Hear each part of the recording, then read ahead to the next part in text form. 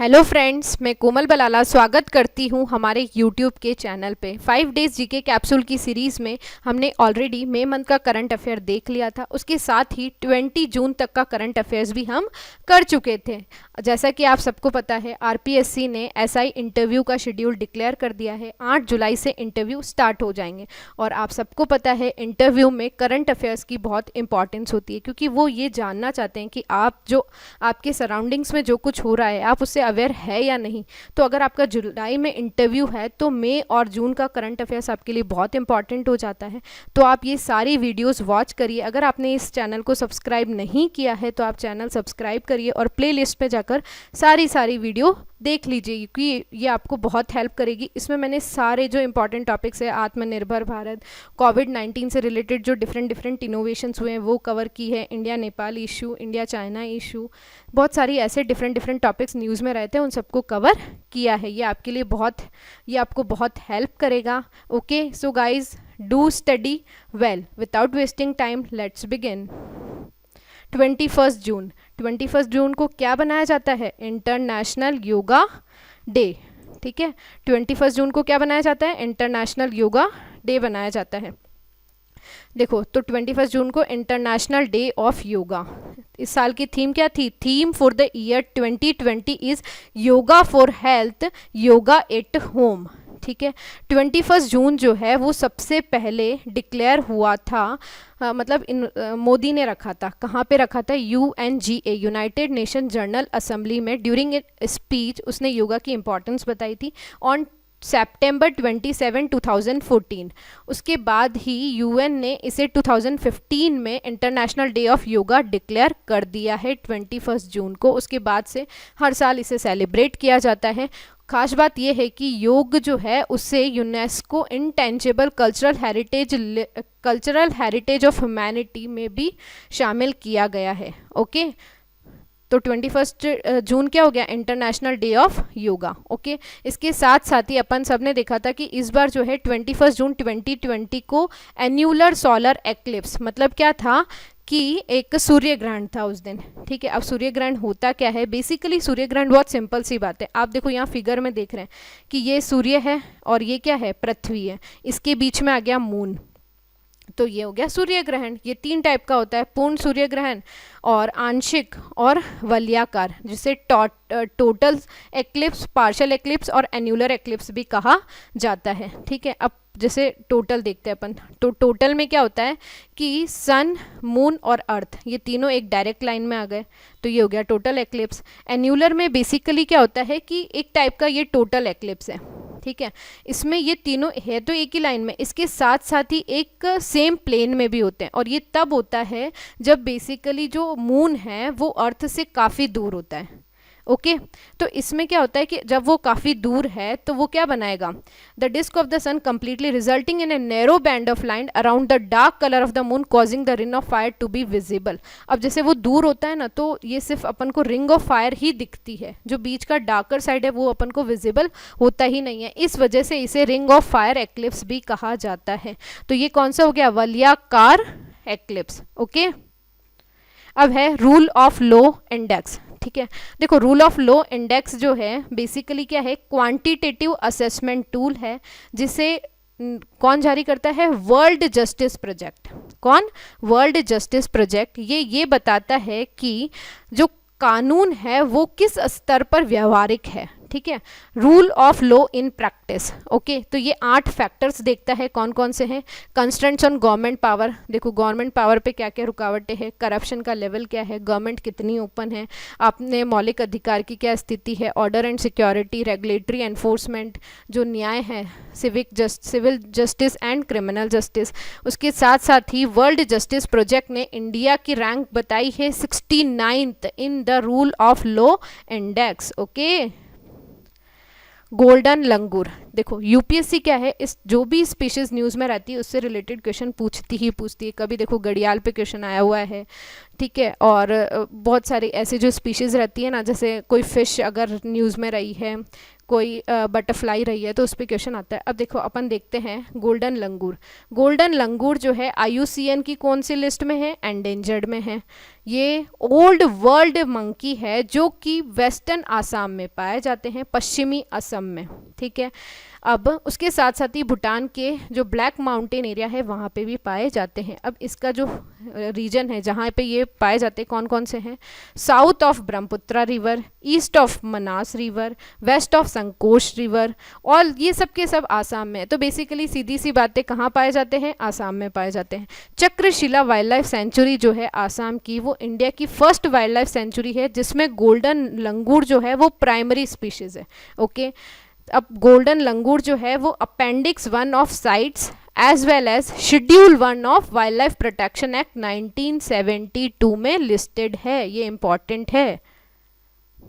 Civil services board, आप सबने सुना होगा कि IAS IPS IFSO जो भी ऑल इंडिया सर्विसेज के जो ऑफिसर्स हैं उनके ट्रांसफर्स पोस्टिंग को लेके काफ़ी इश्यूज रहते हैं। उसके लिए गवर्नमेंट है ना इस पर मतलब सोच रही है कि सिविल सर्विसेज बोर्ड बनाया जाए, सेंट्रल गवर्नमेंट सोच रही है। लेकिन अभी क्या हुआ है, पंजाब गवर्नमेंट ने तो बना ही दिया है। क्या है? 3 मेंबर का सिविल सर्विस बोर्ड है जो कि ट्रांसफ़र और posting of Indian administrative service से रिलेटेड इश्यूज देखेगा। अब CSB जो है देखो कौन हेड करेगा? Chief secretary. एक ही बात है, chief secretary of the state जो होगा वो उसका चेयरमैन होगा एक तरीके से, और उसके साथ साथ 2 मेंबर और कौन कौन होंगे? Senior most additional chief secretary होगा बोर्ड ऑफ रेवेन्यू का, या फाइनेंशियल कमिश्नर भी बोल सकते हैं, और एक officer equivalent rank status as a member. तो देखो 2 हो गए, एडिशनल चीफ सेक्रेटरी और मेंबर बोर्ड ऑफ रेवेन्यू का, और एक हो गया फाइनेंशियल कमिश्नर। ओके, उसके साथ साथ ही ये क्या करेगा? CSB provide for the state to follow, ये सेंटर की गाइडलाइन फॉलो करने के लिए आपको गाइडलाइंस बताएगा कि फिक्स्ड टेन्योर जो है वो 2 साल का होगा कैडर ऑफिसर्स के लिए। इन केस अगर कोई ट्रांसफ़र के लिए रिकमेंड करता है टेन्योर कंप्लीट होने से पहले ही, तो बोर्ड उसे एग्जामिन करेगा, फिर उसे इफेक्ट में लेके आएगा, और फाइनल अथॉरिटी जो है वो किसके पास होगी? चीफ मिनिस्टर के पास होगी। ओके, अब देखो इस फिगर में आप देखो IPS जो है उसके लिए मेंबर में कौन कौन होगा? चीफ सेक्रेटरी तो है ही, उसके साथ साथ प्रिंसिपल सेक्रेटरी और होम सेक्रेटरी या डायरेक्टर जनरल ऑफ पुलिस, और IFSO के लिए IAS बोर्ड प्लस जो IAS का बोर्ड है इसमें भी सेम है। IPS में जो IAS बोर्ड मेंबर है ये तीनों तो होंगे, उसके साथ साथ प्रिंसिपल सेक्रेटरी और director general of police. IFSO में फॉरेस्ट सर्विस जो है, इंडियन फॉरेस्ट सर्विस में IAS जो है इनके senior most additional chief secretary, revenue chairman, इनके साथ साथ प्रिंसिपल सेक्रेटरी या फॉरेस्ट सेक्रेटरी हो जाएगा, और एक है principal chief conservator of forest. Okay, अब है ये देखो छोलुंग सुक्फा। बेसिकली ये क्या है? जिसने अहोम साम्राज्य की स्थापना की थी वो है ये। तो छोलुंग सुक्फा 13th सेंचुरी रूलर है जिसने अहोम साम्राज्य की नींव रखी थी और 6th सेंचुरी तक आसाम पर राज किया। जो आज के जो कंटेम्प्रेरी स्कॉलर है इसका जो उसका रूट बताते हैं बर्मा, जिसे अभी कहा क्या जाता है? म्यांमार कहा जाता है। ओके, तो ये बोलते हैं कि 13th सेंचुरी में बर्मा के ऊपरी क्षेत्र से असम में मौजूद ब्रह्मपुत्रा घाटी में अपने 9000 नुमाइंशों के साथ ये पहुँचे थे। ठीक है, अब ये इंपॉर्टेंट हो गया। तो अभी ये कहाँ पे है? ये देखो आप 1235 में Sukaphaa and his people settled in Charaideo in upper Assam. ठीक है, तो आफ्टर मतलब बहुत सालों तक इन्होंने वो करने के बाद चराइडो इन आसाम में ये रुक गए। ठीक है, और डिफरेंट लोकेशंस टेम्पररी बहुत सारी जगह ही रहते थे। It was in Charaideo that Sukaphaa established his first small principality. Okay, अब देखो अहोम जो है इसको ये कहा जाता है कि सुक्फा को असम में बोर असम के निर्माता के तौर पर खास तवज्जो दी जाती है, और इसी के लिए असम में अहोम साम्राज्य की स्थापना की थी, और उसी के लिए जो 2 दिसंबर है उसको आसाम डे के नाम से मनाया भी जाता है। अभी ये न्यूज़ में इसलिए रहा, गर्ग चटर्जी जो है एक पॉलिटिकल मतलब जो है ना जो नहीं बोलते अपन क्रिटिसाइज़र है, वो बता रहे हैं कि गर्ग चटर्जी ने बताया इन्हें ये एक चीनी आक्रमणकारी है। कौन? छोलुंग सुक्फा। क्या थे, चीनी आक्रमणकारी, इस वजह से ये न्यूज़ में रहा था। अब है सीबेट 2030 प्रोजेक्ट। देखो अपन सब ने क्या कर लिया है, अपन को ये तो पता है कि ये ना जो वर्ल्ड, अपना पूरा वर्ल्ड है उसमें 70% क्या है, ओशियन है और 30% कॉन्टिनेंट्स है। अब 30% की तो मैपिंग सबने कर ली, लेकिन 70% की मैपिंग कौन करेगा? तो ओशन की मैपिंग के लिए ये सीबेट 2030 प्रोजेक्ट है। तो ये क्या है, collaborative project between Nippon foundation of Japan, जो कि वहाँ का एक नॉन प्रॉफिट ऑर्गेनाइजेशन है, उसके साथ साथ ही general bathymetric chart of the oceans. Okay, इसे लॉन्च किया गया था United Nation Ocean Conference in June 2017। ये अलाइन है यूनाइटेड नेशन के एसडीजी गोल जो है उसका 14 नंबर से, जो क्या बताता है, conserve and sustainably use the ocean sea and marine resources. देखो अपन जब अगर ओशन की मैपिंग कर लेंगे तो अपन को क्या क्या फ़ायदे हो जाएंगे, एक वहाँ पे कहाँ पे ऑयल रिजर्व्स है उसका पता लगेगा, फिशिंग ग्राउंड कहाँ कहाँ है उसका, तो जो भी ओशन और सी रिसोर्सेज है उसका अपन सस्टेनेबली यूज़ कर पाएंगे। ओके, तो यूनाइटेड नेशन ओशन कॉन्फ्रेंस जो इससे रिलेटेड हुई थी वो बेसिकली क्या कर रही है, ओशन की हेल्थ को बूस्ट करने में हेल्प करेगी। Okay, the project aims to bring together all available bathymetric data. अब बैथीमेट्रिक डेटा क्या होता है, और ये सोच रही है कि हम 2030 तक जो है पूरे वर्ल्ड ओशन फ्लोर का मैप बना ले। अब बैथीमेट्रिक क्या है, बेसिकली ओशन फ्लोर का शेप और डेप्थ करने का एक मेजरमेंट है। ओके, अब इन्होंने ये बताया है इस प्रोजेक्ट के अकॉर्डिंग कि 15 to 20% तक ओशन की मैपिंग हो चुकी है, अब रिमेनिंग 80% मैपिंग बाकी है। अब इसमें कौन कौन सी टेक्नोलॉजीज का यूज किया जा रहा है, hull mounted sonar system as well as autonomous underwater vehicles. Okay, अब है यूएन आर्म्स ट्रेड ट्रीटी। देखो अभी क्या है, चाइना यूएसए सब में वॉर्स चल, मतलब बहुत आनातानी मच रही है। ठीक है, अब चाइना ने क्या किया है, जो यूएसए छोड़ रहा है चाइना उसको ज्वाइन कर रहा है। आप सब ने सुना होगा 2019 में यूनाइटेड नेशन ने आर्म्स ट्रेड ट्रीटी से पुल आउट कर दिया, मतलब वो बाहर निकल गया। तो चाइना ने सोचा क्यों ना, ये तो मेरे लिए गोल्डन अपॉर्चुनिटी है, तो मैं इसे ज्वाइन कर लेता हूँ। तो China has decided to join the United Nation arms trade treaty. ठीक है, बेसिकली ये क्या है, आर्म्स ट्रेड ट्रीटी जो है वो कंट्रोल करती है आर्म्स को। ओके, तो China held that strictly control the export of military product and joining the treaty एक इंपॉर्टेंट स्टेप होगा towards enhance peace and stability in the world और मल्टीलैटरलिज्म को सपोर्ट करेगा। ओके, तो देखो इससे क्या होगा कि जो चाइना है मिलिट्री प्रोडक्ट सिर्फ सॉवरेन कंट्रीज को देगा, नॉन स्टेट एक्टर्स को नहीं। अब नॉन स्टेट एक्टर्स कौन कौन से, जैसे सीरिया, इस टाइप से। ठीक है, अब चाइना का जो मूव है, चाइना ने क्यों इतने दिन तो नहीं सोचा था, अब वही मैंने कहा ना, यूएसए ने 2019 में इससे यूएसए बाहर निकल गया।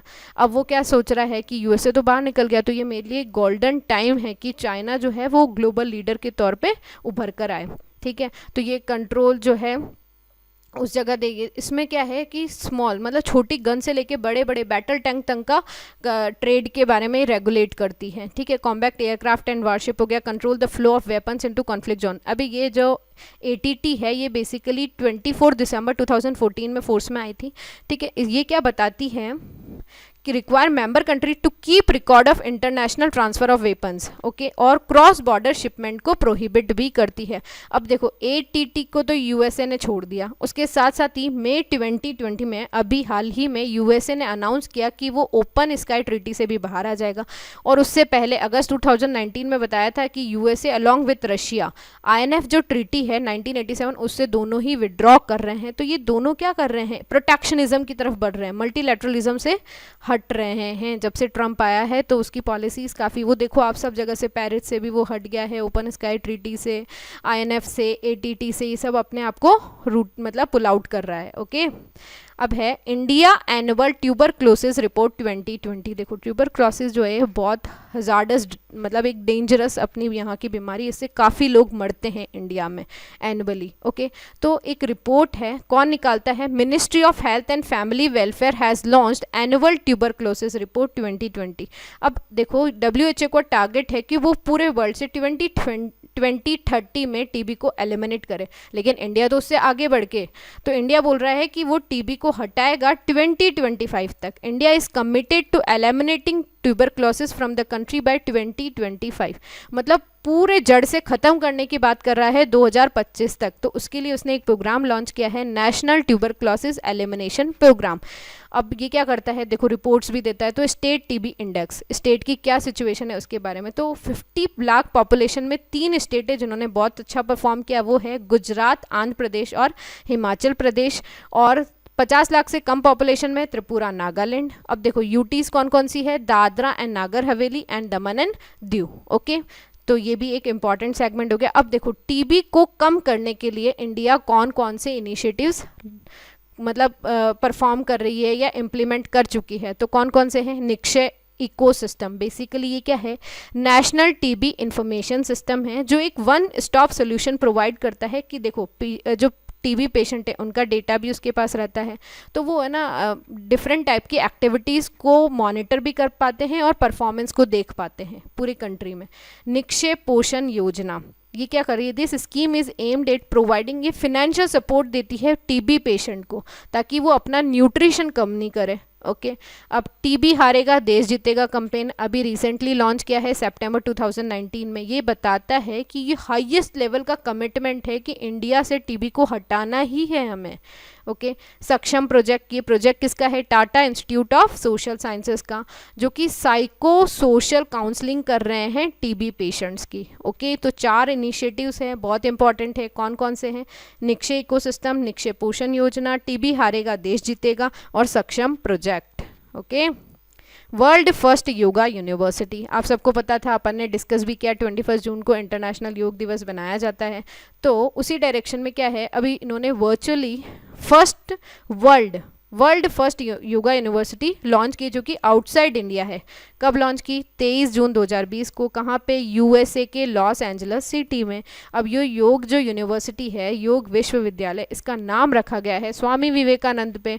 तो यूनिवर्सिटी विल बी नोन, क्या नाम से जानी जाएगी, विवेकानंद योगा यूनिवर्सिटी। ये किस दिन लॉन्च की गई थी, 6th इंटरनेशनल योगा डे के फंक्शन पे। ओके, अब इसका चांसलर कौन होगा, SVYASA, स्वामी विवेकानंद योग अनुसंधान संस्थान, जो कि डीम्ड यूनिवर्सिटी है इंडिया की। कहाँ पे, बेंगलुरु में है, योग से रिलेटेड। अब इसके जो चांसलर है कौन, HR नागेंद्र, वो फर्स्ट चेयरमैन होंगे विवेकानंद योग यूनिवर्सिटी के। अब SVYASA को फाउंड किया गया था 2002 में बनाई गई थी। ये वर्ल्ड की फर्स्ट योगा यूनिवर्सिटी है एज वेल एज इंडिया की भी फर्स्ट यूनिवर्सिटी है। ओके, युक्ति 2.0। अब देखो युक्ति क्या है, सबसे पहले Yukti young India combating COVID with knowledge technology and innovation portal which was launch to identify ideas relevant in COVID pandemic. अब देखो क्या है कि पेंडेमिक सिचुएशन, जो महामारी है वो एकदम से आ गई, तो इस टाइम में अपन को बहुत सारे इनोवेटिव आइडिया की रिक्वायरमेंट है कि अपन इस प्रॉब्लम को कैसे एक अपॉर्चुनिटी में डेवलप करें, उसके साथ साथ ही प्रॉब्लम को ख़त्म कैसे करें। तो क्या है कि युवाओं के जो विचार होते हैं ना, वो काफ़ी जो होते हैं ना, इनोवेटिव होते हैं। तो इन्होंने क्या किया है, बेसिकली इस युक्ति पोर्टल के थ्रू इसे युक्ति को लॉन्च किया है मिनिस्ट्री ऑफ HRD में। ये कह रहा है कि आपका जो आइडिया है आप उसे एक्शन में कन्वर्ट करो, ठीक है। तो इसे लॉन्च किया है मिनिस्ट्री ऑफ HRD में। तो ये क्या करेगा कि युवा विचारों को उद्यमों में बदलने के लिए काम किया जाए, उसके साथ साथ ही उच्च शिक्षा संस्थानों से कहीं बेहतरीन समाधानों की पहचान की जाए। ओके, अब है स्टार्टअप। देखो, स्टार्टअप इनक्यूबेटर से व्यावसायिक क्षमता रखने वाले बहुत समग्र और व्यापक तरीके से टेक्नोलॉजीज को अधिग्रहण किया जाएगा। ओके, ये युक्ति 2.0 जो है बेसिकली क्या है, युक्ति का एक तार्किक विस्तार है। ओके, तो extension of Yukti young India combating COVID with knowledge technology and innovation, जो कि basically identify ideas relevant in COVID pandemic. इसमें क्या है, student, faculty member, startup, other stakeholders of higher education institutions to register on the Yukti portal. और वो मतलब पहले तो रजिस्टर करे, फिर अपनी जो टेक्नोलॉजी और इनोवेशन के आइडियाज़ हैं उनको शेयर करे। Okay, the portal intend to cover the different dimension of कोविड-19 challenges in a very holistic and comprehensive way. अब युक्ति 2.0 जो है अपना जो आत्मनिर्भर भारत का जो कैंपेन है उसको प्रमोट करने में काफ़ी हेल्प करेगी। युक्ति 2.0 will also help in fostering the culture of innovation and entrepreneurship in academic institutions. Basically ये क्या करेगी, युवा और एंटरप्रेन्योर को एक साथ लेके आएगी. ओके समझ आ गया. मतलब कुछ भी नहीं है, आपका जो आइडिया है उसे आपको कन्वर्ट करना है एक्शन में. युवा विचारों को उद्यमों में बदलने की बारी है. तभी तो एंटरप्रेन्योरशिप, तभी तो अपन आत्मनिर्भर बन पाएंगे. ओके अब है तुरंत कस्टम. देखो ईज़ ऑफ डूइंग बिजनेस को सरल बनाने के लिए उसी डायरेक्शन में एक स्टेप है ये, जिसे लॉन्च किया है CBIC, central board of indirect taxes and custom का एक फ्लैगशिप प्रोग्राम है तुरंत कस्टम. कहाँ लॉन्च किया है, बैंगलोर एंड चेन्नई में. ये किसके लिए है, इम्पोर्टर्स के लिए है. Will now get their goods cleared from custom after a faceless assessment which will be done remotely by the custom officers located outside the port of import. मतलब इसमें क्या है कि ना, मतलब फेसलेस असेसमेंट हो जाएगा उनके गुड्स का. ओके जैसे ही देखो कोई पोर्ट पे गुड्स पहुंचे, जैसे एग्जांपल दे रखा है, बहुत आसान है. गुड्स अगर इंपोर्ट किए गए चेन्नई पे पहुंचे, ठीक है, तो उन्हें कस्टम ऑफिसर जो बैंगलोर में बैठा है वो एसेस कर सकेगा. वैसे ही अगर बैंगलोर पे गुड्स पहुंचे तो चेन्नई पे बैठा एक्सेस कर पाएगा. तो ये क्या करेगा कि जो इंपोर्टर का जो रूटीन इंटरफेस होता है ना कस्टम ऑफिसर्स के साथ, वो ख़त्म हो जाएगा. और उसके साथ साथ ही पूरी कंट्री में एक यूनिफॉर्म असेसमेंट होगा. ओके तो ये क्या है, फेसलेस है, पेपरलेस है और कॉन्टैक्टलेस कस्टम है, जिसे पूरी कंट्री में 31 दिसंबर 2020 तक कंप्लीट कर दिया जाएगा. ओके तो अभी रिसेंटली कहाँ है स्टार्ट किया है, बैंगलोर चेन्नई में स्टार्ट किया है. ये क्या कर रहा है, इंपोर्टर्स के लिए और फ्रेंडली सिचुएशन बना रहा है. ओके ताकि उन्हें कस्टम क्लियरेंस में कोई प्रॉब्लम नहीं आए. ओके अब है गवर्नमेंट ई मार्केट प्लेस, जिसे जैम भी कहा जाता है. ये क्या है, एक one stop national public procurement portal है जो फैसिलिटेट करता है online procurement of common use goods and services. Okay ये क्या है, सार्वजनिक खरीद पोर्टल है. ओके जिसे वेरियस स्टेट डिपार्टमेंट या देखो वेरियस स्टेट गवर्नमेंट डिपार्टमेंट हो गए, ऑर्गेनाइजेशन हो गए, PSU से सामान्य उपयोग कॉमन यूज गुड्स के सामानों और सेवाओं की ऑनलाइन खरीद की जा सके इस पोर्टल के थ्रू. इसे लॉन्च किया है 2016 में, ताकि क्या ला सके अपन, एफिशिएंसी और ट्रांसपेरेंसी और एफिशिएंसी ला सके गवर्नमेंट बाइंग प्रोसेस में. कौन ऑपरेट करता है, ministry of commerce and industry operate करती है.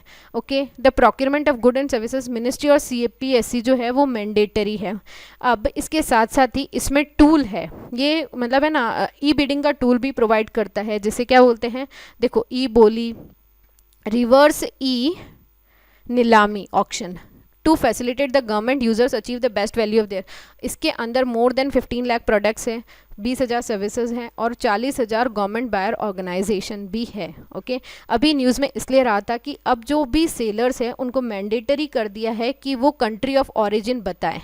जब भी कोई न्यू प्रोडक्ट को रजिस्टर करे तो कंट्री ऑफ ऑरिजिन की, मेड इन इंडिया है, मेड इन चाइना है, मेड इन साउथ कोरिया है, ये सब चीज़ें बताए. क्योंकि अभी क्या चल रहा है, बॉयकॉट चाइना जो कैंपेन चल रहा है, उससे ये काफ़ी बूस्ट हो गया, आत्मनिर्भर भारत.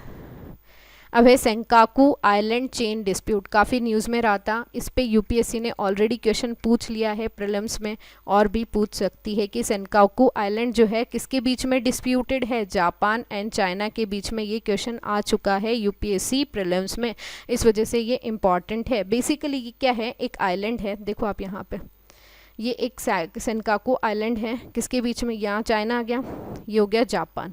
तो ये दोनों है ना इस पे डिस्प्यूट करते हैं, चाइना भी है, ताइवान भी है और जापान, ये तीनों के बीच का है और इन तीनों पे ये डिस्प्यूटेड है. अब सेंकाकू आइलैंड जो है, देखो जापान तो इसे सेंकाकू आइलैंड कहता है, ठीक है, और दियाओऊ आइलैंड कौन कहता है, चाइना कहता है. टेरिटोरियल डिस्प्यूट है, इनहैबिटेड मतलब बैरन आइलैंड है कुल मिला के. सेंकाकू आइलैंड इन जापान, ठीक है, दियाओई आइलैंड इन चाइना और तियायुताई आइलैंड ताइवान में कहा जाता है. सेम आइलैंड है लेकिन 3 अलग अलग नाम से जाना जाता है. तो Senkaku Japan, Diaoyu China, Tiaoyutai island in Taiwan कहाँ पे है, ईस्ट चाइना सी में है, 7 स्क्वायर किलोमीटर का है, नॉर्थ ईस्ट ऑफ ताइवान. जैसा कि आप फिगर में, ये ताइवान है, इसके नॉर्थ ईस्ट पे है, ये रहा सेंकाकू आइलैंड.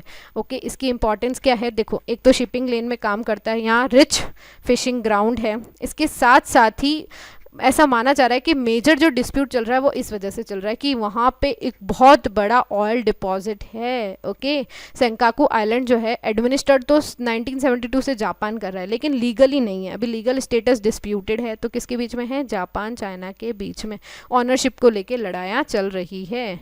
ओके, मुख्यमंत्री श्रमिक शहरी रोजगार मंजूरी फॉर कामगार योजना।